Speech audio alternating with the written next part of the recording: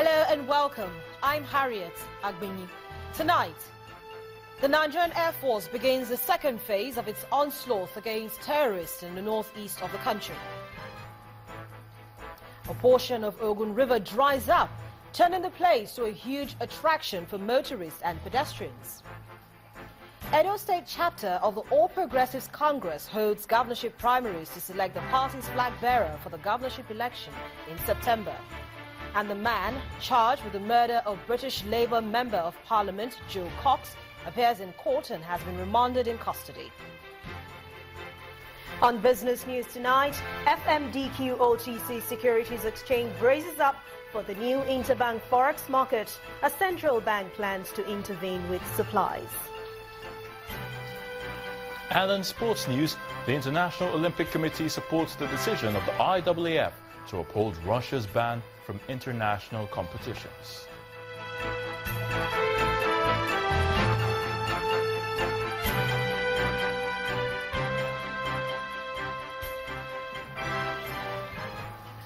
We'll begin tonight in Borno State, northeast Nigeria, where efforts to completely flush out Boko Haram militants continues as the Nigerian Air Force launches the second phase of its operation.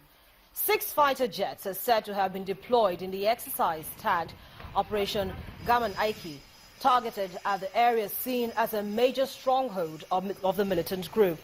The air component commander of Operation Lafia Dole, Air Commodore Peter Uzezi, told journalists in Maiduguri, the state capital, that this phase of the onslaught follows a successful outing in Sambisa Forest in collaboration with ground troops.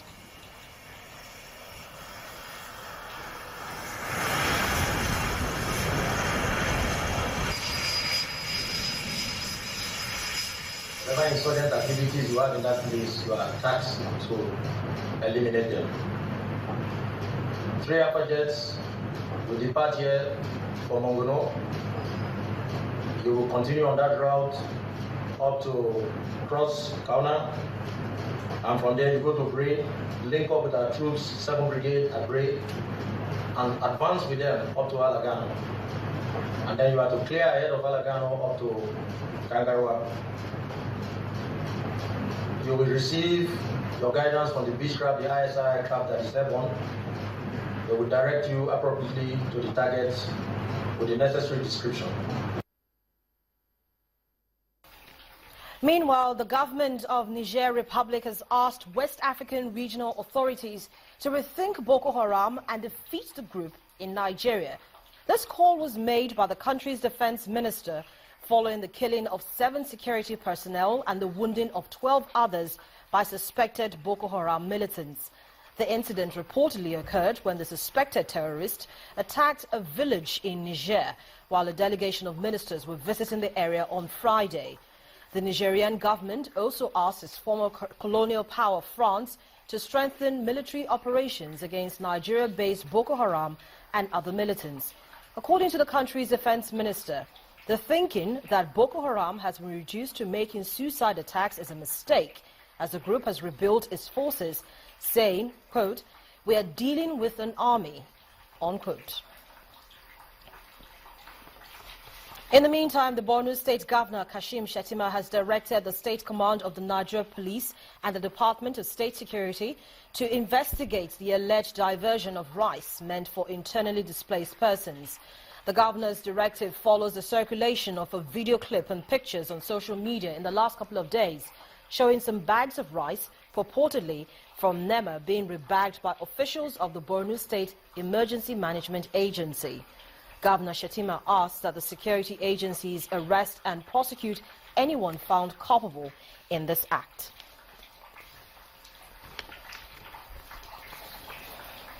Now, the grazing reserve policy being proposed by the federal government continues to generate controversy.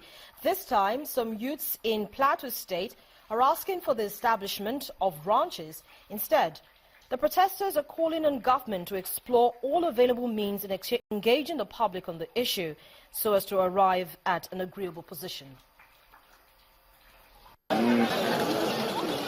As the controversy on the grazing reserve policy and establishment of ranches across the country continues, another set of youths on the main Plateau Peace Vanguard are taking to the street expressing their support for the ranching policy in the state. The youths who carried placards with various inscriptions in support of the policy went through some streets of the Jos metropolis, and they want the government to continue with consultation to arrive at a common ground on the issue. The Lalong administration has strongly and consistently refuted any claims that it has keyed into the grazing reserve policy, but rather is considering the best option for adopting a ranching system that will ensure the modernization of livestock production in Plateau State. The government has in several instances made it clear that the ranching policy is part of a plan to boost the agricultural potential of our state by providing livelihood opportunities to our teeming youth and at the same time addressing some of the underlying causes of violent conflict. Receiving the protesters at the Government House, representatives of the state government assured the youths that their message will be delivered to the appropriate quarters. We are still discussing because we believe when we engage citizens in this kind of discussion, then we are able to refine our ideas, we are able to refine our policies and even our philosophy so that we get the very best that will serve the collective interests of our people. The position of Plateau State government is that it is looking at these things carefully. Nowhere has the government taken a position by way of imposing or grabbing any land from anybody to give it to any tribal group. As the controversy rages on, it's obvious that the government needs to do more in engaging the citizens with wider consultations on what will be of benefit to the people, as well as maintaining peace and order in the state.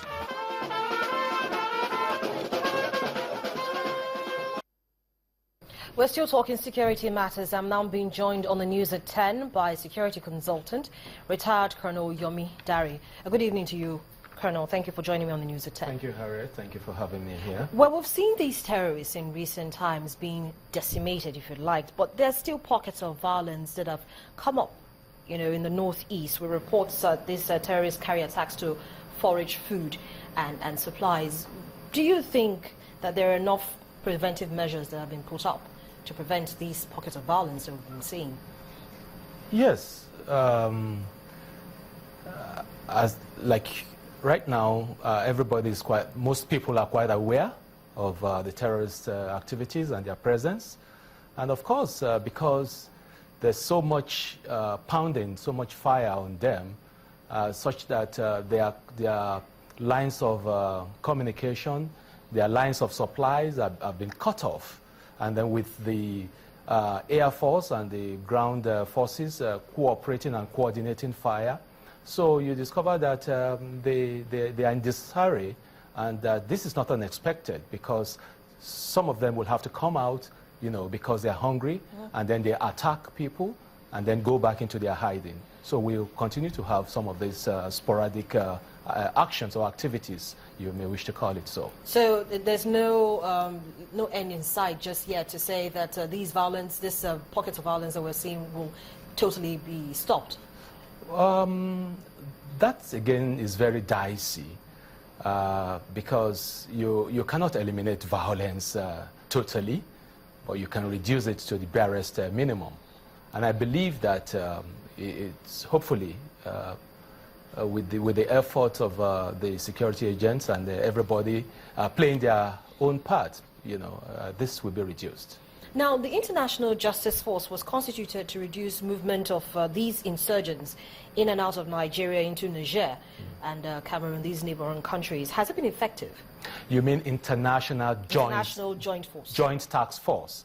Yes, the multinational Joint Task Force. The problem I see here is that I do not think member countries are as committed as Nigeria in their efforts as regards this joint task force. Of course, the force is being commanded by Nigerian, and you know, the federal government has pledged some huge sum amount, I think about $100 million, and that has been paid. You know, but what we're saying here is that if all member countries put in the same zeal, the same effort Nigeria has put into this thing, I'm sure that they will go a long way in curbing the activities of this terrorist group. Because right now, the heat is on them, in Nigeria, and that's why you see their activities, they are hitting them in Niger Republic now. And I read in the papers, I'm really caught aback. Why would they say they are Nigerian based? They are no longer based here. They don't have a base here. They don't have a base. They walk, on the borders between Nigeria and most of these bordering countries, especially Niger Republic, And then, of course, there were some attacks in Niger Republic over the weekend, and 7 soldiers were reportedly killed, and 2 of them were Nigerians. And that's, I think, they are some of the multinational soldiers taking part in the joint task force. So you can see that on our part, we are trying our best here. Still in terms of trying our best with regards, boosting security, some have called for the introduction of state policing. It came up at one time. There was a lot of conversation about it. What is your take on this? Wow. State policing, honestly, if we can introduce the concept of state policing, it will go a long way in helping us solve problems in this country. And how do we go about that? There's need for us to amend the Constitution in order to accommodate that. I understand the National Assembly, as we speak, they are on a retreat, and part of what they are doing is trying to see to the amendment of the Constitution, and that will accommodate this state policing. Because when we have state policing, and that will also boil down to the concept of community policing, You see, so you have a situation such as is practiced in civilized countries. After all, we are modeling towards America and the United Kingdom, and these are places where where they have state policing. Because when we want to talk about a federal government, a federal system, so we must be able to also, allow the police, to be run by the states. Such that, because right now you say the governors are the chief security officers when they don't even have powers, they don't have control over the police, and you find out that most states, especially in Lagos State, most states now they have their various vigilante groups, and they've been funding them. I'm aware, like Lagos State, I think they have a security trust fund and spending quite a lot of money. So if the states can do that, I want to believe that they should be able to manage, their policemen too, such that, you have the recruitment of the police being localized. And when the recruitment is localized, the policemen, they will be able to know who and who is in the community, It's not a situation whereby you bring somebody from the south to go and start policing the northeast. He doesn't even know the terrain. He has language problem, So all these things, I believe, will be solved if we can, imbibe the concept of state police. Already we've started on that path of ensuring that these terrorists are defeated. Yes. But what more can the government do to make sure that they are defeated for good? Well, what I can say here is that there must be coordination of efforts. They must not relent, in the morale that has been injected into the whole fight right now. And of course, security is everybody's business, both the civilians and the security agents. So it's for you and I.